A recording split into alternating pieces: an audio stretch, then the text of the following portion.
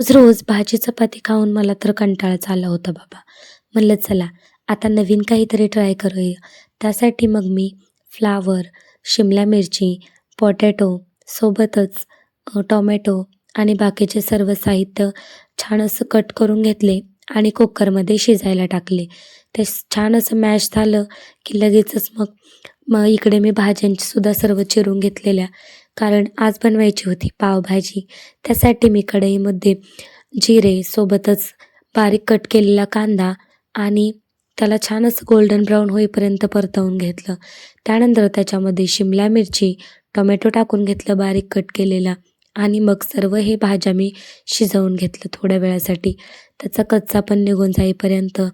त्यानंतर त्याच्यात थोडंसं मीठ घातलं आणि मग बाकीचे मसाले, ज्यामध्ये होता लाल तिखट, हळद आणि पावभाजी मसाला. पावभाजी मसाला तर मस्ट आहे, त्याशिवाय तर आपली पावभाजी बनणारच नाही. तर सर्व असे मसाले मी छान असे शिजवून घेतल्यानंतर ज्या मॅश केलेल्या भाज्या होत्या त्या त्याच्यामध्ये ॲड करायच्या आणि बघू शकताय तुम्ही कलर कलर तर खूपच छान आलेला होता आणि टेस्ट तर त्याहूनही मस्त.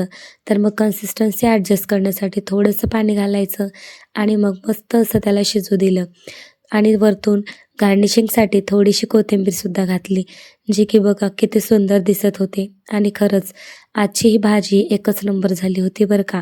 तुम्हीसुद्धा एकदा नक्की ही रेसिपी ट्राय करून बघा.